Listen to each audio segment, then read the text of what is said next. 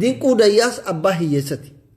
yoo ati rakkattellee si barsiisa si nyaachisa si obaasa haakima si geessa wanni inni sin gootan jiru amma osoo abiyyi matana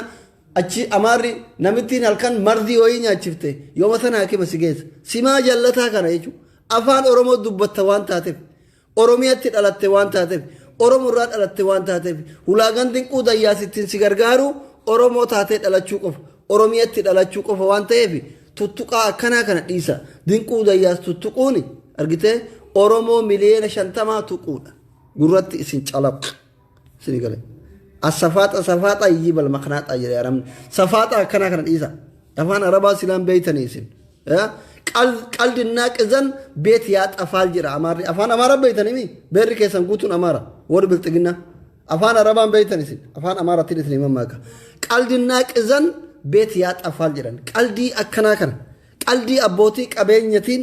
aboo sheer gori afaan banteen allahi namni dhibbi jaal jedhatu kun sheer gori atillee yoo rakkate dinquu dayyatu artistoota inni gargaarin jira warra weellisu kana barataa inni barsiisin jira barataan ilmi harka qalleessaa meeqatu inni barsiiseetiin digrii dippiloomaa fidee amma hojii uf dandeetiin jiraataa jiru qabeenya isaa carraa miskiina meeqatii bane amma soodaree sun inni qabeenyi biraa isa jiraachisuu danda'a soodaree achitti cufaa jiran kana miskiina meeqatu beela bula ka ilmaan qabu ka jaartii qabu ka maatii qabu ka mana qabu ka haadha abbaa ofii ittiin gargaaru isuma dhugaa soodareen qooti sarraatanyaa 11,000 jechuudha soodaree cufachuun jechuun hojjataa 11,000 cufa 11,000 kuni jaartii isaa wajjin 22,000 ta'a ilmaanuma sadi yoo qabaatan nama meeqatti riskii cufan argite kanaafi nuti waa malee miti abbaa oromootii abbaa miskiinatii dinquu dayyaas yoo jennu hojjataa 11,000tti hiree cufuun keessan jechuudha dinquu dayyaas hin miitan qabeenyi isaa maasha Allah rabbi ammallee daddabalee itti haa kennu tujjaara addunyaa rabbi isaa godhu tujjaara oromoo qofaa miti jechuudha so kanaaf amma hojjataa 11,000 kana yeroo isin achi olii gad waan goota shira dalaydaniitiin soodaree cuftan kana hojjataa 11,000tu dalagaa dhaabbata hojjataan 11,000 kun mataan jaartii takka mee jaartii takka yoo qabaate haadha manaa takka yoo qabaate argite nama diidamii nama 11,000 walii 11,000 meeqata 22,000 riskii cuftanii jechuudha yoo ilmaan lama qabaatanoo yoo xiqqaate nama 100,000 riskii cuftanii jechuudha rabbi qoonqoo keessan haa cufu insha Allah barakaa ramadaana kanaatiin yaa warra bilxiginnaa wama takka wadi isin jennu jiru nu gubdaniitiin kanaaf yaa jara keen nama hidhuu barbaadaniimi isin nama ajjeesuu barbaadaniimi hiyyeessa hidha haftaamin akkanaa kun yeroo baatti si barsiisa achitti waasii fida waasii erga karaa jalaatiin homaa miti galee mee maa gubattanitti abbaan duulatuu barka nuti bada'aa ummanni oromoo jedhaanii ture bar isaan dalagadhu sabboonummaan kee yakkummaan qabu miseensa oonagin ta'in malee miseensuma qofan ta'in malee sabboonummaa yoo taate sabboonummaan rakkoon qabu dalagadhu jedhanii bara abbaan duulatuyyuu bara wayyaanee sanuu abbaan duulaa ka ummanni oromoo jibbuyyuu hin eeyyame dinquu dayyaasaa laal tinki godhime opiidiyoo duraaniitiif bilxiginnaa ammaatirra opiidiyoo duraanii isa wayyi opiidiyoo duraanitti irra mataa qaba dhugaa rabbiititti dhuguma rabbi warra akka abbaa duulaa fa'a warra akka muktaar kadiir fa'a wayyeessinir jara ammaa baktii kanarra jechuudha jara jiruun du'e kanarra muktaar kadiir fa'a abbaa duulaa fa'a junaayidii saaddoo fa'a opiidiyoo duraanii wayyeessuma dhugaa maaliif akkanatti hayyoo beektota oromoo irratti xiyyeeffanne jarri hin xiyyeeffanne akkatti isaaniif akka isin irratti xiyyeeffatan kanatti xiyyeeffanne jechuudha soo kanaaf tuttuqaa akkanaa kana dhiisa kuni dinquu dayyaas tuquu osoo hin taane dinquu dayyaas doorsisuu osoo hin taane oromoo tuffachuudha silaa tuffattanii jirtanii amma isinii hoolaan gaafa qalan malee lafan arguu jiran amma isin akka keessanitti namni aangoo qabu kanarrallee waan kaatanii isinitti hin fakkaatu waa takka isinitti hin fakkaatu homa takka rabbuu waan jiru isinitti hin fakkaatu ardii tana waan ufumaa uumtan isinitti fakkaatu waan ufumaa diidan isinitti fakkaataa jiralle aangoon nama macheessa aangoon nama macheessa akkanuma yoo ufin dhoggine keessatti yoo ufin arra gaaggaane yoo sammuu ufii tanatti dhugaa hin himne amaluma aangooti nama macheessa suuta osoo machooftanii irra wayya jechuu barbaadetti isinii galee suuta osoo machooftanii batinnishu bamaxanuu xaxxu haraqee gizee dhuydan bamaxanuu xaxxu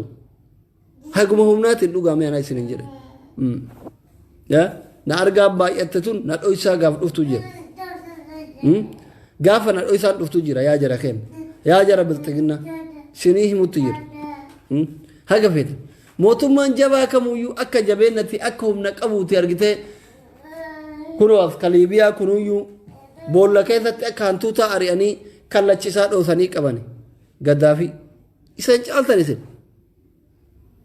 mootummaa liibiyaa kana caaltan jechuudha Senegaleera sirriitti Senegalaa jira miti kanaaf tuttuqaa akkanaa kana osoo dhaabdanii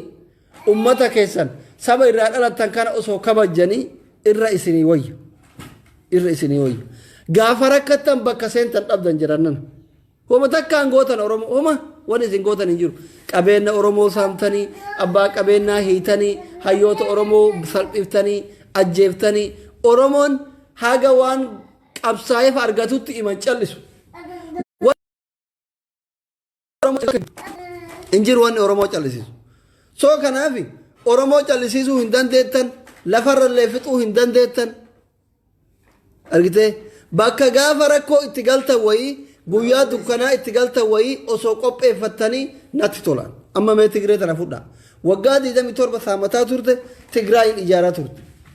guyyaa rakkoo Tigraay itti galte jechuudha wandi kahone himxaa isin hin jette galte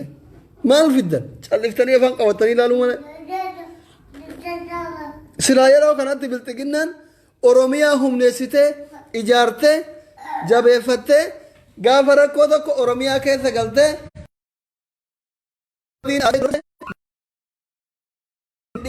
akkuma warri waggaa 27 oromoo saamaa ture Tigraay keessa taa'eetiin biiraa qabbanaa'aa dhugu kana isinillee silaa gaafa gamtee tokko gaafa dukkanaa tokko oromiyaa keessa jettanii biiraa qabbanaa'aa dhuydan ture hin beeytan ka hooladha hoolaan gaafa qalan qofa samii argitii jedhe hooladha isin waan akka hin beeytan yeroo aangoo jirtan kanatti silaa saba keessan ijaaru saba amma isin tuffattan kana sabaaf sablammii hedduu jira Itoophiyaa keessa taraan dabaree wal gaya guyyaan saba birallee gaafa dhufutu jira warri amma isin jala shanaafattan kun akka carraa ta'ee gaafa aangoo qabate isinii miti miskiina baadiyyaa keessa jiru harkaaf mil irraa ciran ilmaan mililikkuun jechuudha wayyaana yoo aangoo irratti deebitee akkuma duraatti isin hin dhiiftu yeeta abbaanu amma saba keessan ufitti madeessitanii eessa galtan dhugaa rabbi eessuma galtan xiqqoma ufumaa maal laallanne ka oromoo miitana hafu ana garaana nyaatti yeroo tokko warri bilxiginaa ture isuma dhugaa garaana nyaattan isuma dhugaa rabbi dubbachuu yoo ta'e maaliif oromoodha garri isin geessan hin jiru argite atiin jallataan saba gurgurtu kun illee jaalattee oromoon taane rabbi oromoo godheesi uume nuyi halkanii guyyaa haqa kennaaf iyyatu kanallee jaalannee oromoon gammootu garuu yeroo akkatti akka nama tokkootti taa'ee ilaalu garaana nyaattan isinummaanu mee guyyama rakkoo tokko osoo mafaqal mangisti mawayii amaarri isin irratti geggeesse Tigree maantun isin irratti geggeessite oromoo taatu waggaa 2 guutuu buqqiftanii hiitanii ajjeeftanii ufitti madeessitanii yoo alagaan dhufee 4 kiiloo san seene namichatti dayyuusa jaarsatinna itana yoo achi keessa morma qabanii gad darban eessa seenuu fi jira bara eessa dhaquufi isin warri amma akkatti adha saba keessa nyaatu kun isuma dhugaa warri akkatti hayyoota oromoo xiqqeessu kun warri akkatti abbaa qabeenyaa irratti duulu kun argitee barataa oromoo hidhu kun eessa seenuu hime mee dhaabbadhaaf ulala aangoon ergisaa bar aangoon ni dabra ummanni achuma jira mootummaan ni dabra ummanni yeroo kamuu hin jiraata jechuudha hin jiraata gifaabil yoo akkam bulchite waggaa 10 homa akkasii bulchitaa bar idmee achirra hin teettu dhugaa rabbi hin shawwadamina warri baalaa shawwadu guyyaa rakkoo tokko eessa galtan warri amma saba akkatti mufachiise kun mee isuma dhugaa isin jibbaa qeeqa minamina kana dhiisa warri amma akkatti aangoo sababattaniitiin saba keessa mufachiiftan kuni gaafa rakkoo tokko yoo sabni biraa dhufee aangoo qabate eessa seenuufi. Tigreen amma osoo waggaa 27 gaafa Oromiyaa saamtu san Oromoo hiitu san Oromoo buqqiftu san Tigraayin ijaaruu baatte har'a magbayaan nama wucaa yellaatiin bakki seentu hin jiru. Qalbii waan qabduuf waan ija qabduuf waan aqlii qabduuf gaafa aangoorra jirtu Oromiyaa saamaa sabab sablammoota biraa saamaa Tigraayin ijaarrachaa turte. Yequrxi qan simata izaa inni daallane jettee laa yequrxi qan guyyaa rakkoo tokko jira. So gaafa guyyaa rakkoo sun dhufe biyya ofiititti galte. Duraan ijaarrattee jirti qabeen achi guurattee jirti hin galte. Asallifan ansaxam jedhan bakka. Maa. Dhaqeetiin achitti hin dhabne poolisiin federaalaa hattoota warra Tigroota qabuu dhaqee achumaan achitti hin dhabne gaafa inni Raashiyaa mo'eessa deemee gaafa inni biyya Faranjii kana deeme wayii waraanni dhaqee waraanni federaalaa Tigroota qabuu dhaqee achuma keessatti hin dhabne. Achirraas mee Abiyyi kara Maqalee gara galee fincaanu argitanii garuma Maqalee shinti beetii yoo ta'u gara Maqalee gara galee fincaanu. Maqaayyuu hin dhawu waa'ee Tigree isa dubbatu argitanii dubbata hin dubbatu. So yaa jiran ammallee taree qabu. Ummanni Oromoo sabni isin irraa dhalatan kun saba arjaadha. Saba dhiifama beeku. Dhiifamallee gaafatina Oromoon dararina. Dhiifamallee gaafachuu yoo sheemii isin qabe takka ummanni nu jibbe jettaniituma maraataan deemina. Argite gabbaatanillee isinitti balleessine dhiifama isin buqqifne isin hin jedhina. Dararama irraa dhaabaa kama dhufurra. Akkuma nama osoma argitan akkama naman argine itti dhiisa. Obboleessa keessan isinirraa dhalate walirraa dhalatan isinii ummata baalagee kaniin illee saba cunqurfamaa kanallee rabbitu Oromoo godhee uume waan ta'eef wandimmaachin noo jedhaatu madhiisa. Dhuguma rabbiititti bilxiginaa isin baa gaafa rakkatan tokko dhufu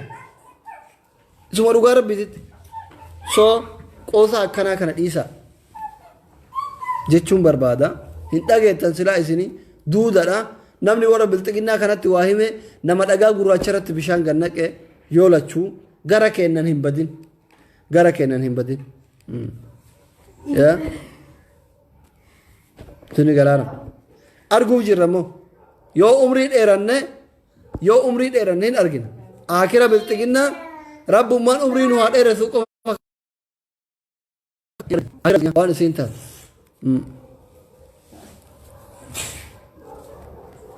Okay. Dhageettaniimi. Kanaafi amma gabaabumatti tuttuqaa obbo Dinquu Dayyaas dhiisa. Obbo Dinquu Dayyaas tuquuni Oromoo miliyoona 50 tuqu. Qabeenyi Dinquu Dayyaas ka Oromoo miliyoona 50ti. Qabeenyi Dinquu Dayyaas ka qeerrooti. Qabeenyi Dinquu Dayyaas ka qarreeti. Qabeenyi Dinquu Dayyaas ka beekati. Qabeenyi Dinquu Dayyaas ka wallaalati. Qabeenyi Dinquu Dayyaas oo gurba deemnu raachi maal afaan nutti mantaa. Yalla. Kanaafi tuttuqaa akkasiisan dhiisa. Sini galaara. Yoo ka dhageettan ta'e dhiisa ofirraa. Soo dhiiftanii bareeda. Maal taate? Sini galeemi? Ehenni no aganuma dubbanna ehenni video share arguut warra bilxiginnaa biraan nagayaa naa bulaa rafti ramadaana aganarra gurra isin dhukkubsu obboroleen isinitti gahee jira deema obboroo godhadha nyaadha amanillee deematanii waa nyaadhee rafa waan ta'eef በጣም ነው የሚወዳችሁት ባይ ባይ ረቢ ይጀቸን ሲንጃላ ረፍት ረመዳን